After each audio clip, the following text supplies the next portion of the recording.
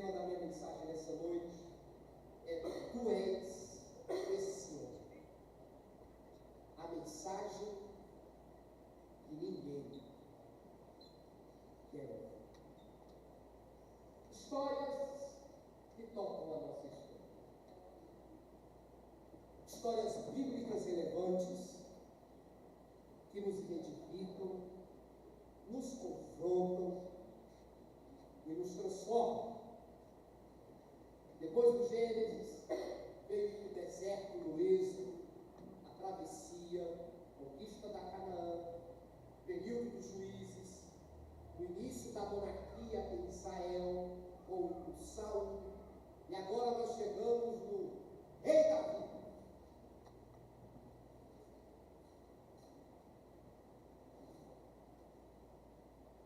Parte da história de Davi, o homem segundo o coração de Deus, ela é vergonhosa. E isso acontece porque a Bíblia, ela não esconde os seus heróis. Ela não marqueia a verdade e a realidade. A Bíblia expõe os heróis, mesmo os heróis da fé, com as suas ambiguidades, polaridades e imperfeições. Afinal de contas, o David, o Abraão, a Sara, o Moisés, o Josué, o Saul, o Samuel, são homens, seres humanos, que não são humanos.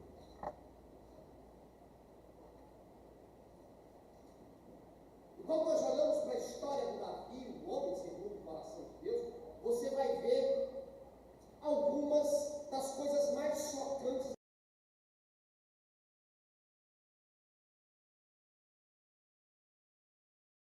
Cleidione, até novela mexicana. Porque tem adultério, abuso de poder, assassinato, mentira e manipulação, omissão, estupro, traição, guerra civil e conspiração dentro da própria casa. O texto que eu acabei de ler, ele tem o início da sua história no capítulo anterior, que é o capítulo 11. E acontece mais ou menos assim: o Davi era rei.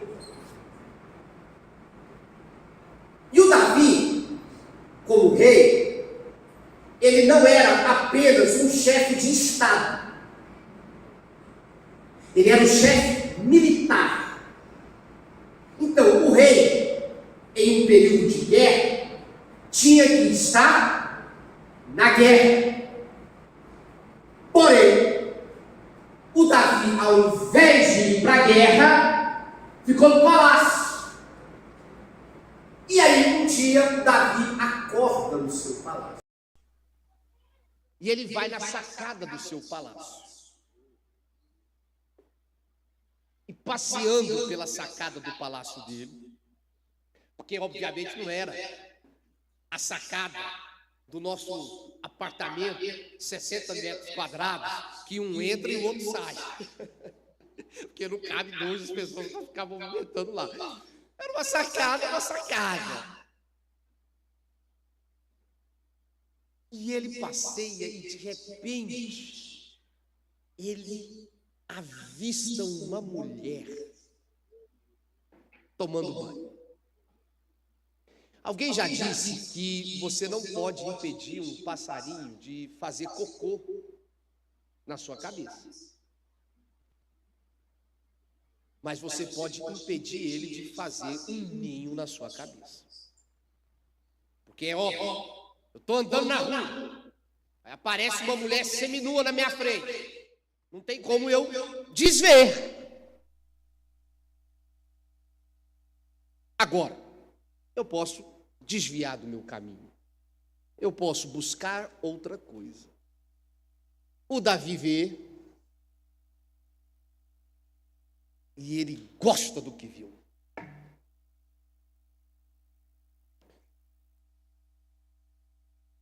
E ele fica. E ele olha. Ele vê uma mulher que se chamava Batseba. Ela estava tomando banho. E algumas traduções usam a expressão purificando, porque provavelmente ela estava no final do ciclo menstrual dela. Nos dias da menstruação.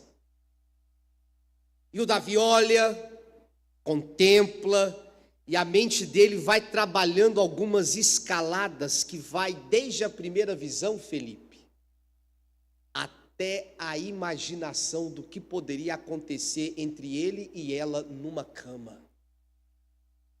E ele deseja Batseba.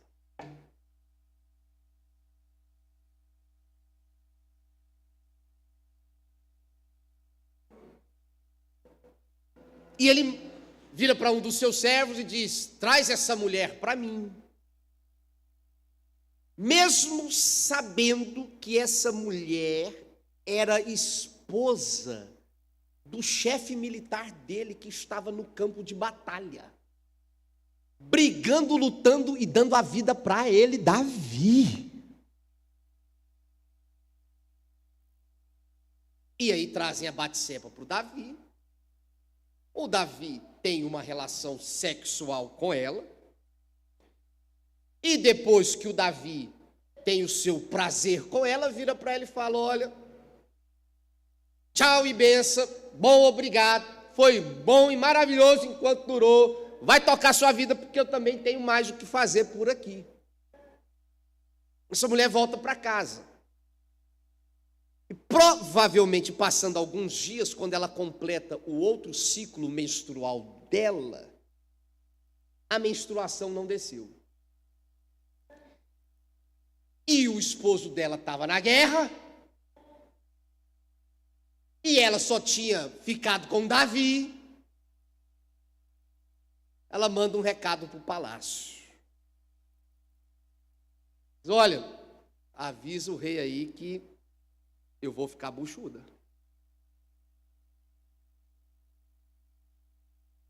Eu estou grávida. Não desceu. E isso, num primeiro momento, seria um inconveniente que para o Davi seria facilmente superável. Se não fosse um pequenino detalhe.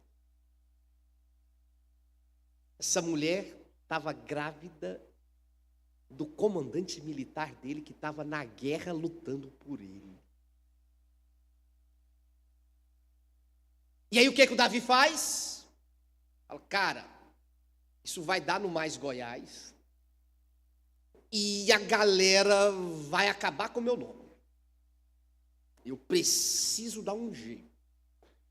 Chama um dos oficiais dele e fala assim: ó, chama Urias, porque eu resolvi dar uma licença-prêmio para o Urias.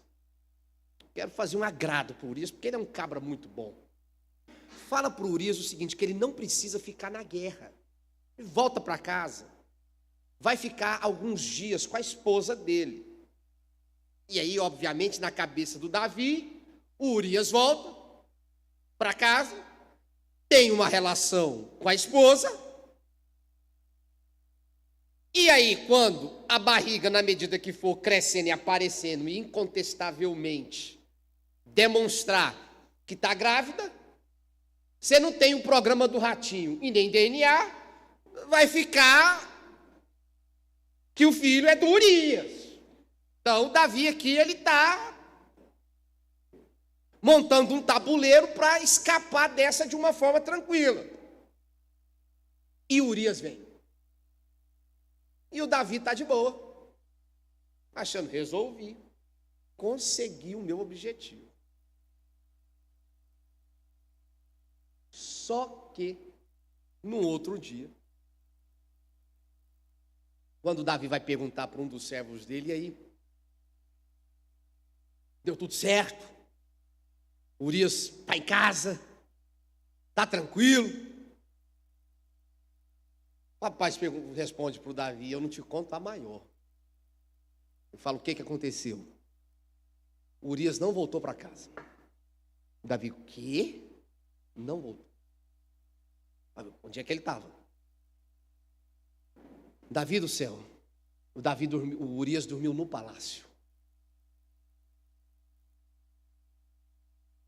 Porque o Urias, ele é tão leal, mas ele é um cara tão fiel, que ele, quando voltou, ele falou: eu até volto, só que é trairagem minha ir para casa enquanto os meus homens estão lá morrendo. O mínimo que eu posso fazer é ficar aqui no palácio. Aconteceu alguma emergência, alguma coisa, eu estou na linha de frente, porque eu sou fiel. Eu tenho palavra. Eu tenho palavra. O Davi, então, se sente numa sinuca de bico. E ele persiste na ideia dele: eu preciso resolver essa parada, porque essa notícia vai vazar, vai explodir e vai ficar feio para mim. Ele faz uma carta e pede para Urias levar essa carta a um outro oficial que estava no campo de batalha, e dentro dessa carta, desse registro, está lá Davi mandando colocar Urias na linha de frente da batalha, porque morre os primeiros que estão na frente. E aí a ideia do Davi é o seguinte: eu vou colocar ele na frente, o Urias vai morrer, eu assumo a Batseba como minha mulher, e aí não vai ter o adultério contra o meu comandante militar. O Urias é um cara tão fiel que ele pega essa carta e leva essa carta sem abrir, Derlane. Ele vai e leva sem abrir. Você aguentaria? Ou você é daqueles curiosos assim, falando: deixa eu só dar uma olhadinha aqui, não é possível. A mão coçando. Eu tenho que ver o que o Davi escreveu. Porque se o Urias pelo menos tivesse aberto e lido lá, coloca o Urias na linha da frente. Mas o Urias, ele era um cara tão fiel, tão honesto, que nem isso ele foi capaz de fazer. E aí acontece o que Davi planejou. O Urias vai para a batalha e o Urias morre.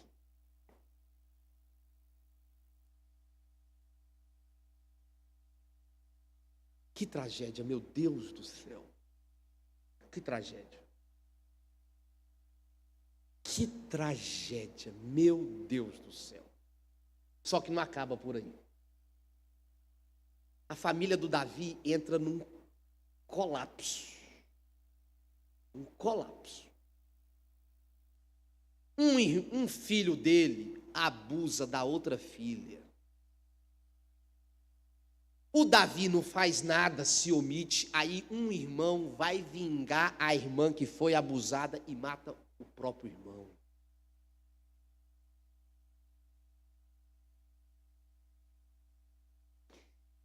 Esse que matou, depois se rebela contra o Davi e quer usurpar o reino de Davi, e há uma guerra civil em Israel de exército do pai contra exército do filho.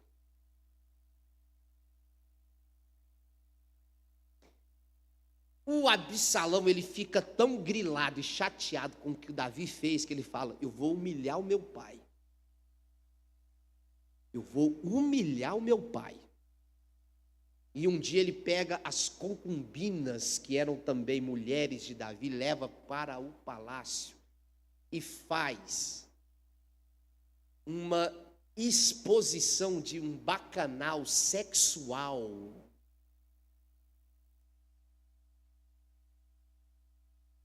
para todo mundo ver.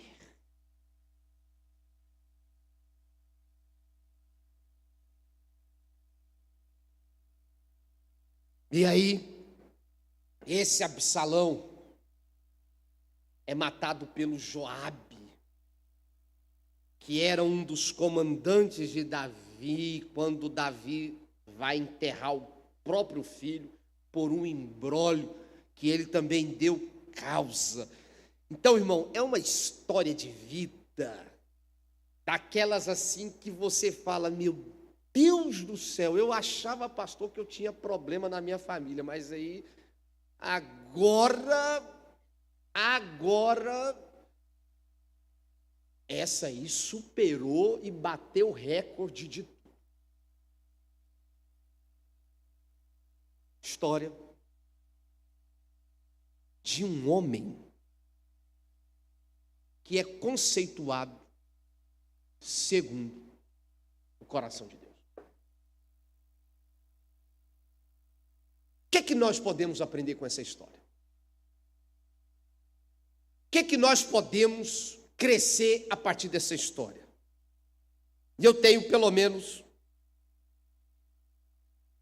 algumas lições. Primeira delas, o pecado raramente acontece com uma explosão.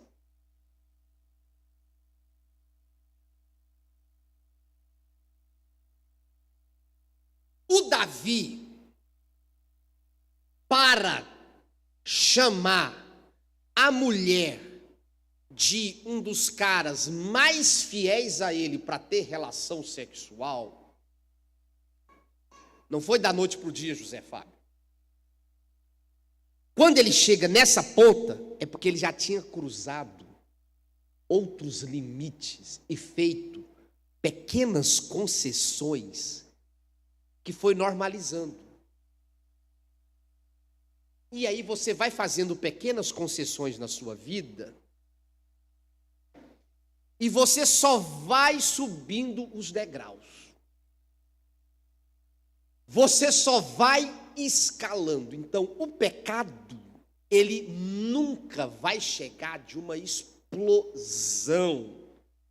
Mas ele começa com negligências espirituais, paulatinamente. Primeiro, Davi não tinha nem que estar na sacada. Ele tinha que estar no campo de batalha. Então, quando deveríamos vigiar, nós relaxamos. Quando deveríamos fugir, alimentamos o nosso olhar. Ele não deveria estar na sacada, tinha que estar no campo da batalha. Uma vez que ele está na sacada, olhou, viu, está pelada na frente dele, vou fazer outra coisa, deixa eu sair daqui. Fulano, o que tem aí agora à tarde? Vamos. Mas ele para, ele olha, ele vai gostando. Aí ele imagina, aí ele pensa mil e uma coisa, aí a cabeça, meu irmão, já virou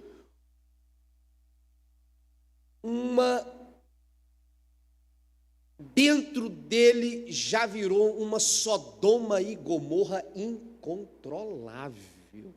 Aí é chamar alguém e falar, traz agora, porque eu não me seguro mais. E aí faz. Antes, parasse aí. Mas não dá conta.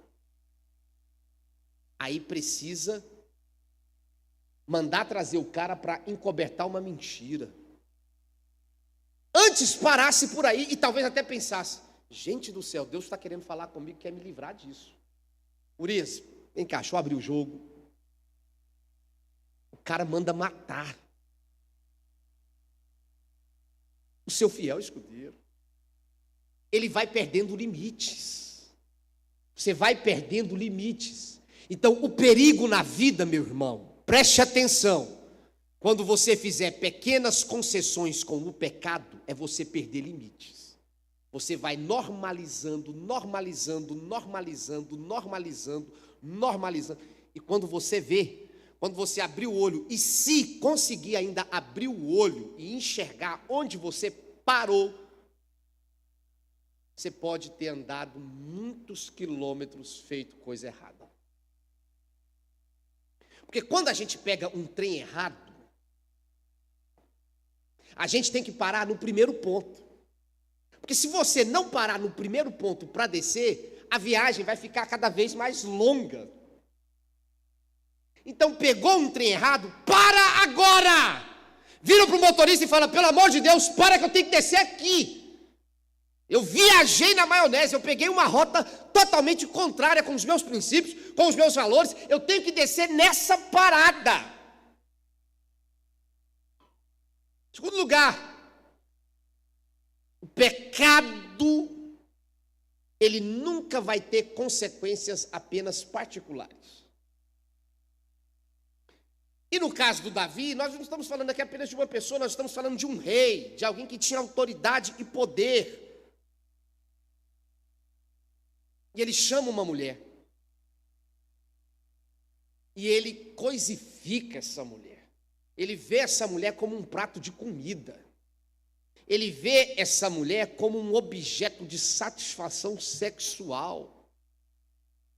Hoje nós estamos no Dia Internacional da Mulher. As mulheres, por vários anos, foram, em alguns casos, têm sido tratadas como objeto sexual, como uma coisa, como inferior, sem direito, sem dignidade, sem voz.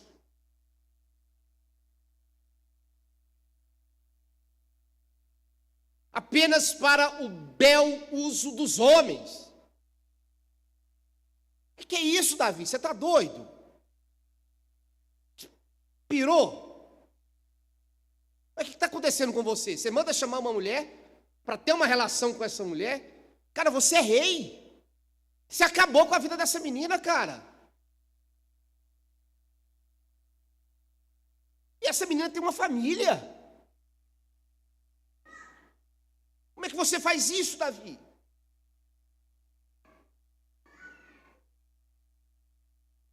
Então, Davi é uma pessoa extremamente narcisista. Que tem uma relação com uma mulher, usa essa mulher para o seu bel prazer, e depois, para proteger a imagem dele, ele chega a matar Urias.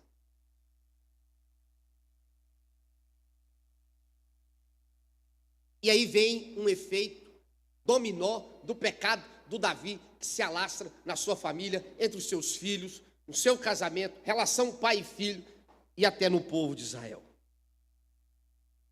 E aí esse pecado que começou escondido, ele acaba de forma escrachada, vexatória, se tornando público.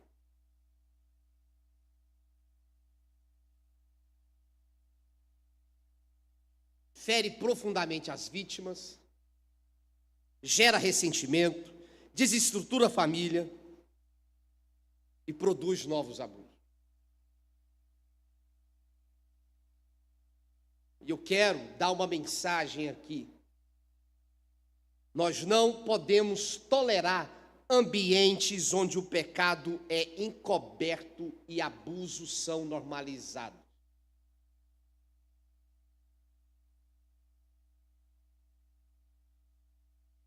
Igreja Católica Apostólica Romana tem sofrido vários processos em razão de abusos cometidos pelo clero. Nas igrejas evangélicas protestantes, alguns pastores que usam da sua autoridade como pastor têm abusado de mulheres com mensagens obscenas, inadequadas e inapropriadas. E tem silenciado essas mulheres. Em alguns casos, culpando a própria vítima. E a vítima não é culpada. Ah, mas eu estava andando na rua, essa menina estava vestida desse jeito, eu peguei ela, falei isso para ela e quis isso com ela. Ainda é capaz de alimentar um discurso como se a mulher fosse a errada.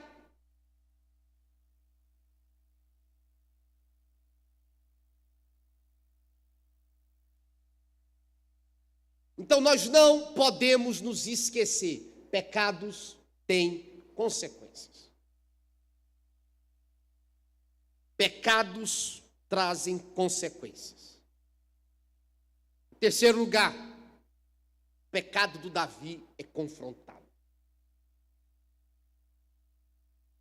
E aí o nosso pecado, meu irmão, ele não deve ser exposto em público. Você deve confessar diante de Deus.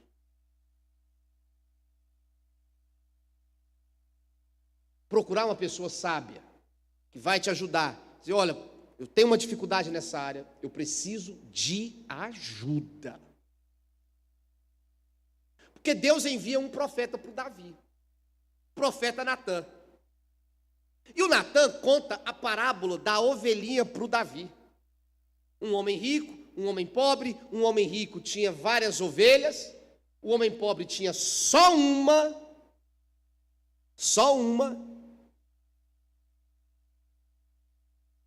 Aí chega um viajante, o homem rico manda matar a única ovelha do homem pobre. E o Davi fica indignado. Vocês não estão entendendo. Davi surtou. E quando ele ouviu Natã, ele falou, opa, nós vamos matar esse homem. Que crueldade é essa que ele fez? Só que o que era a parábola? O Davi, que era rei, que tinha várias mulheres, várias ovelhas. O Urias, que tinha só uma. O Davi pega a única que o Urias tinha. E aí o Natã olha bem nos olhos do Davi e fala: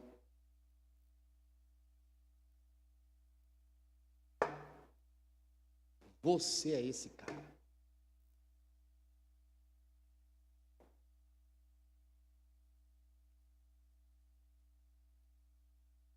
Tu és esse homem. Porque a palavra de Deus, gente, ela é muito fácil de ser lida e apontada sempre para os outros. Ah, porque é o fulano, porque é o cicrano, porque essa palavra é para fulano, essa palavra é para cicrano. Fulano que tem que fazer isso, o cicrano que tem que fazer isso. A gente está sempre projetando no outro. Só que a palavra de Deus, ela é para nós. Porque eu não sou responsável pelo outro. Eu vou prestar contas a Deus pela minha vida, pelo que eu fiz com a palavra de Deus na minha vida. Ainda que eu ache que o outro tinha que fazer isso ou aquilo, ou que ele é o errado, eu presto contas da minha vida. Então, Deus vai me perguntar sobre o que eu fiz, o que eu deixei de fazer. Então, David Livingstone, eu sou sempre alvo do que eu estou lendo, porque essa palavra pregada aqui por mim nesse altar, com todo o temor, tremor e reverência que eu tenho para com a palavra de Deus, ela é para mim.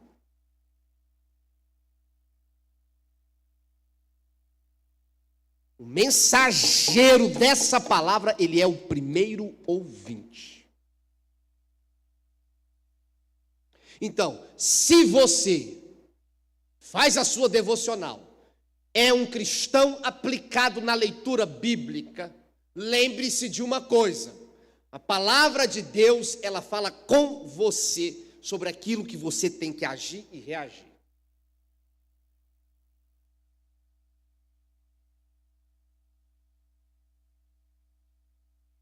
quando Deus está aqui confrontando o Davi, não está confrontando o Davi para passar pano, para matar o Davi.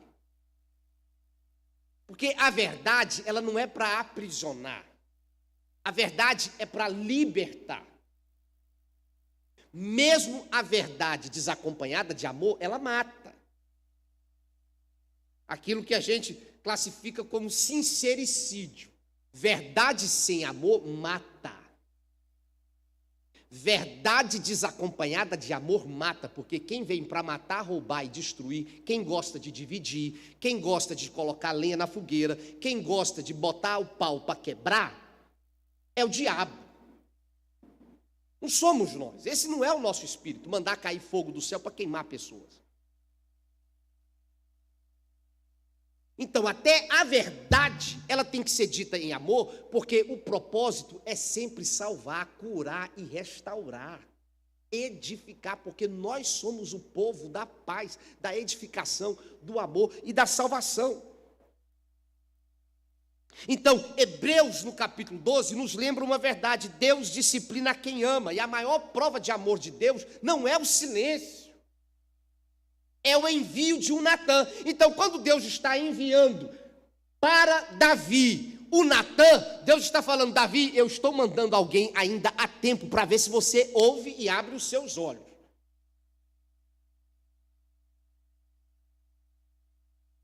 Então, o amor de Deus é manifestado no amigo que nos confronta, o amor de Deus é manifestado no cônjuge que diz, nos chama e fala: meu bem, para aqui,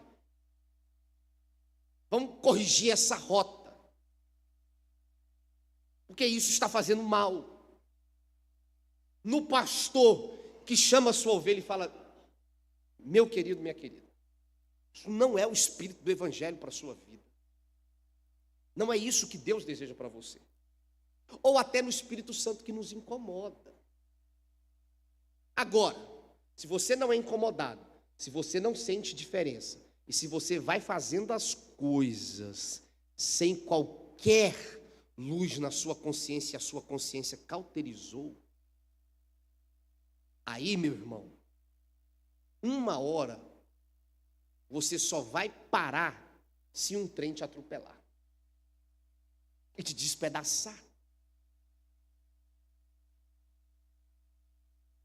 Por isso a gente vai vendo tanta tragédia anunciada, e todas essas tragédias não aconteceram e não começaram ali naquela tragédia.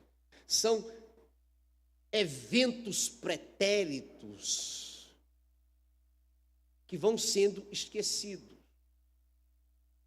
Então eu quero dizer para você que se sua consciência ainda pesa um pouquinho antes de dormir com o que você tem feito, ainda há salvação para você.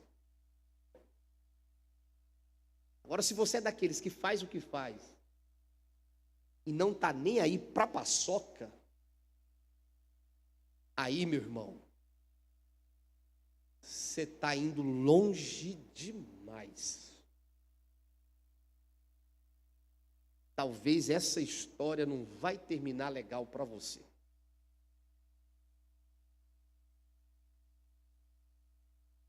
Porque você perdeu a consciência.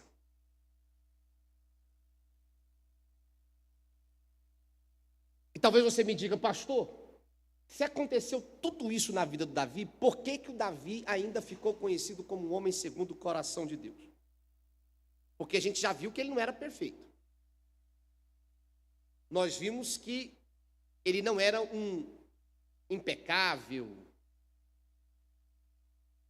mas o Davi, ele tinha uma coisa que era o quebrantamento.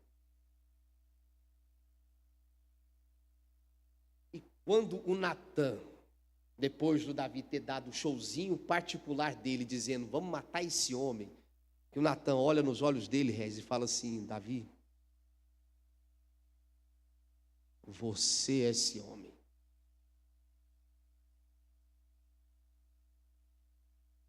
Davi olha e fala: minha casa caiu. Meu Deus do céu. E o Davi, Giovana, ele não justifica. Ele não fala assim para o Natan, mas também, Natan, é porque você não estava lá comigo. Se você estivesse lá comigo, na sacada do palácio, visto o que eu tinha visto, eu duvido que você não ia chamar a Batseba para ficar com você também. Você tinha que ver a belezura daquela mulher. Ele não justifica.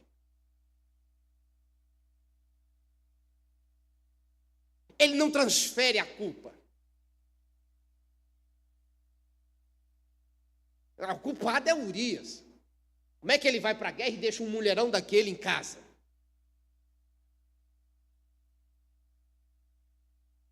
Ele também não minimiza. Porque geralmente a gente minimiza. A gente vai falando, vai confessando, aí o que nós fazemos? Vírgula, mas, porém, também, embora, e aí a gente minimiza.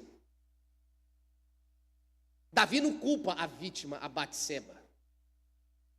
Davi também não culpa o sistema. Ah, pastor, roubei mesmo, porque é o seguinte: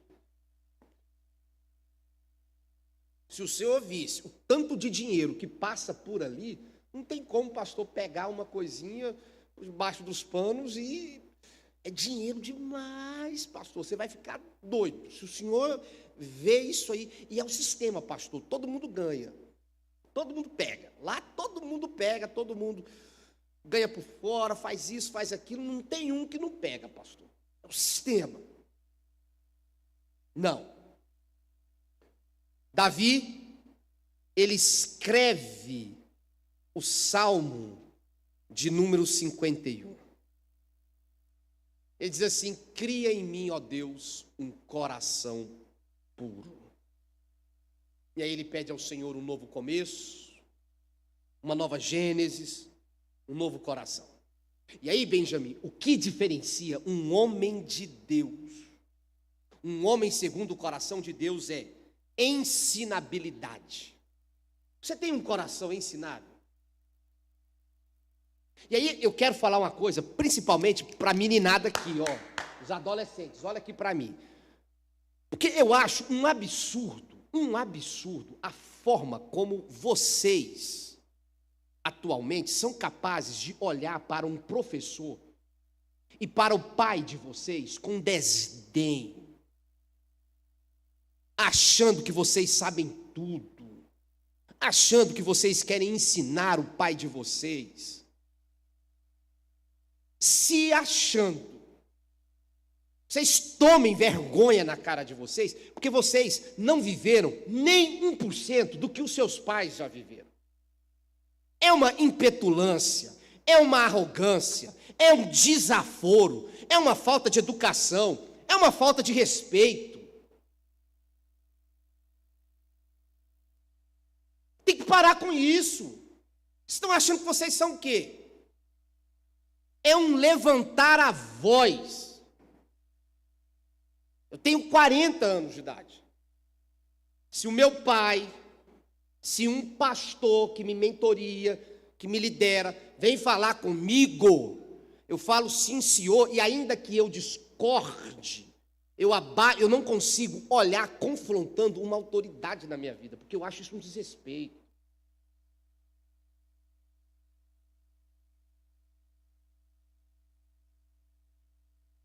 A gente precisa cultivar um coração ensinável. Não, mas não entende. Porque agora, pai, tudo mudou. Na sua época era de um jeito, agora tudo mudou. Que história é essa de que tudo mudou, que não entende, rapaz? Onde é que você está com a cabeça? Então, é uma falta de ensinabilidade, uma falta de quebrantamento.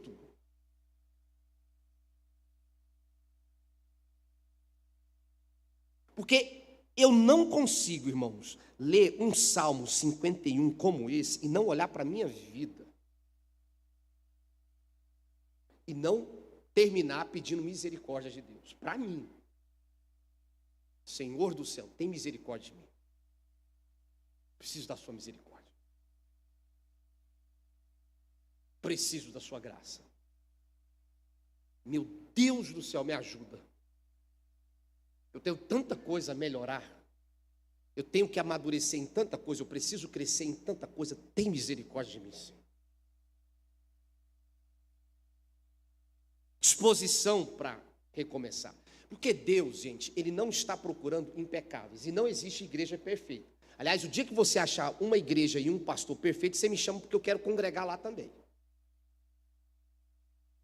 A gente fala que ciclos é igual ponteiro de relógio. Você começa numa estação, aí vai passando um período, ele vai, desce, aí você sempre chega num ponto em que, seja casamento, família, relação social, igreja, você pode casar com 1, 2, 3, 4, 5, você vai passar por todo esse ciclo, até conhecer quem é verdadeiramente e entender que pessoas são seres humanos e todos são seres humanos.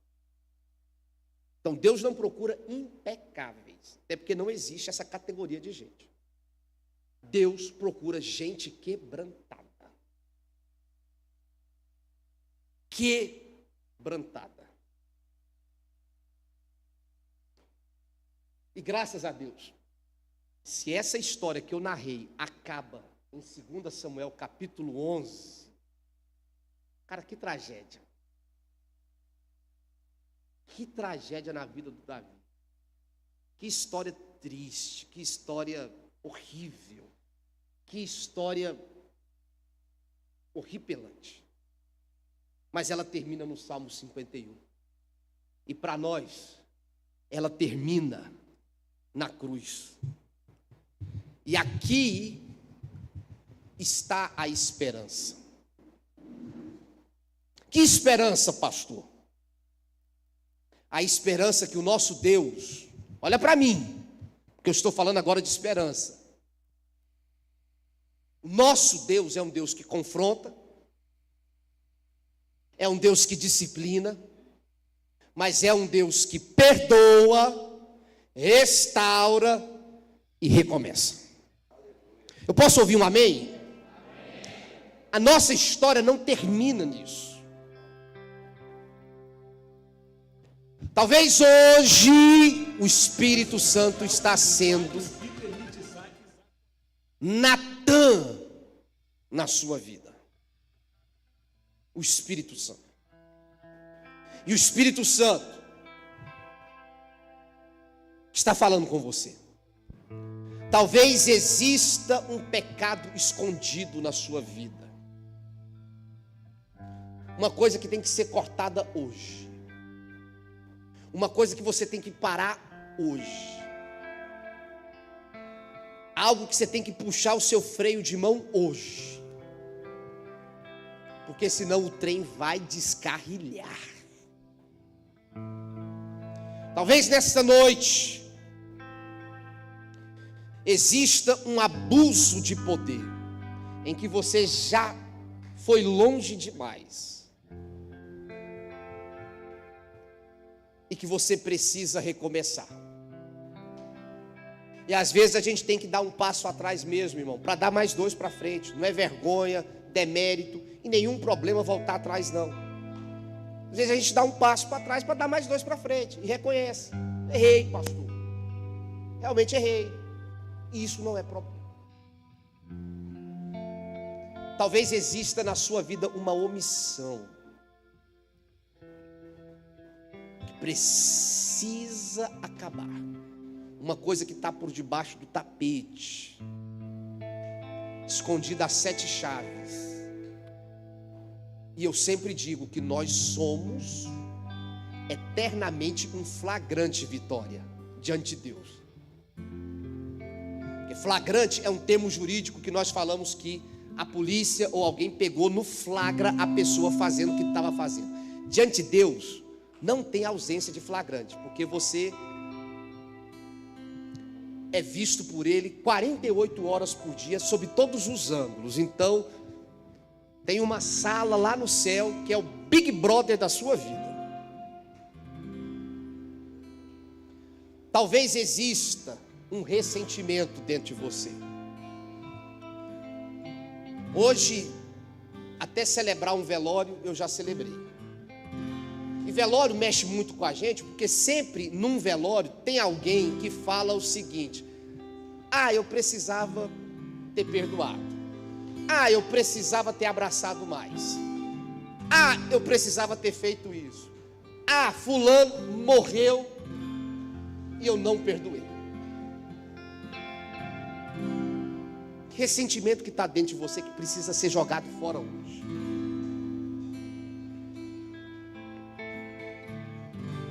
Uma culpa antiga que te persegue. Uma coisa que você fez lá atrás e até hoje você ainda não conseguiu superar. Isso precisa acabar hoje. Porque você não é escravo dessa culpa e desse pecado mais. Deus já te perdoou. Eu quero convidar você a se colocar em pé. O mesmo Deus que confrontou Davi é o Deus que deseja restaurar a sua vida nessa noite. Deus deseja nos dar um novo começo. Uma nova história Ele tem para mim. Uma nova história Ele tem para você. Agora você tem duas opções. Depois de ouvir, tu és esse homem, ajoelhar-se diante de Deus e falar: Senhor, eu realmente sou essa pessoa que preciso de uma restauração na minha vida. Ou simplesmente fingir que não foi com você. E até rir na cara do profeta, porque Davi podia ter rido da cara dele. Ah, você está achando que eu sou esse homem? Para com isso, Natan. Você não me conhece. E debochar. Qual reação você vai tomar nessa noite? Você deseja que a sua história seja como a de Davi até 2 Samuel capítulo 11? Ou você deseja que a sua história seja como a de Davi a partir do Salmo 51? Feche os teus olhos. Oremos ao Senhor.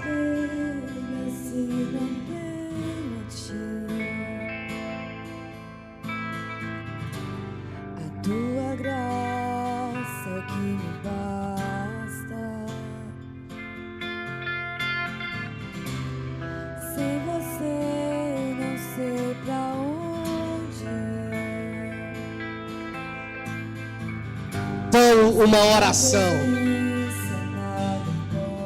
Só a presença do Senhor pode nos salvar.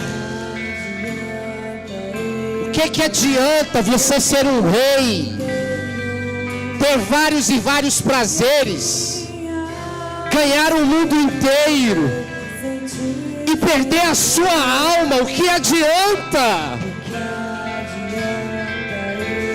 Deus deseja restaurar a sua alma nessa noite. Oh, aleluia!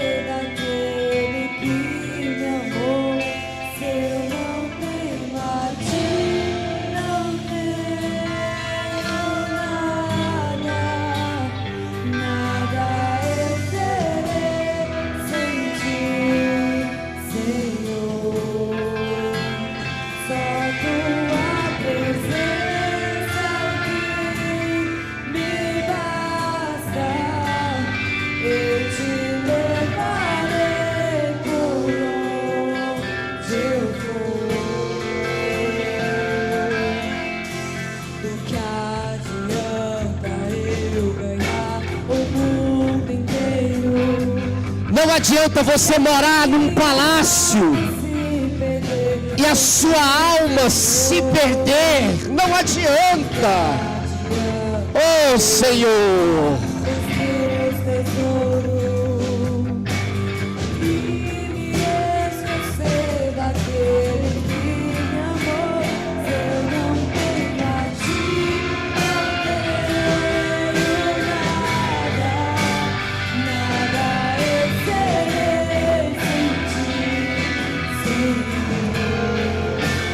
Só tua presença aqui me basta.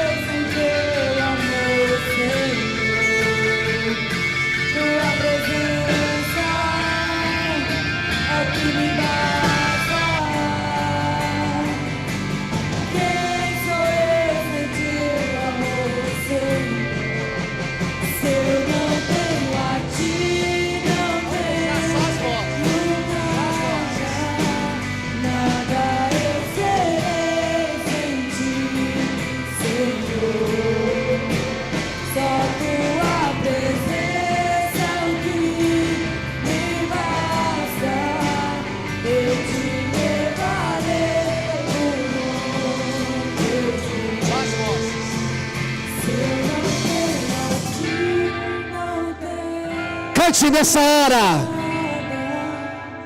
Só a igreja.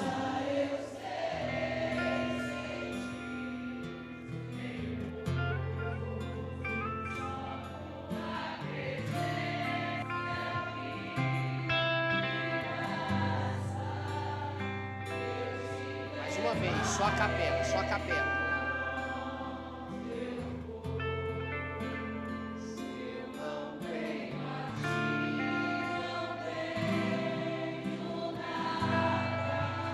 Dê a mão para o irmão que está do seu lado. Vamos fazer correntes.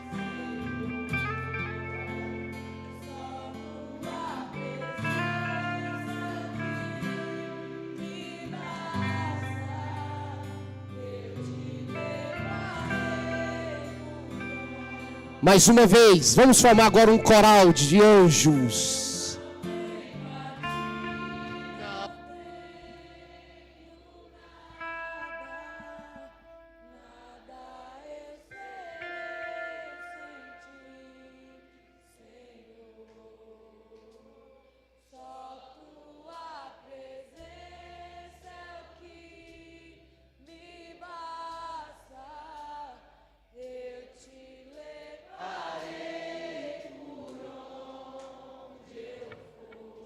Que o Senhor te abençoe e te guarde, que o Senhor faça resplandecer o teu rosto sobre ti, que o Senhor tenha misericórdia de ti, que o Senhor abençoe os teus filhos, que o Senhor abençoe os filhos dos teus filhos, que o Senhor te dê a paz.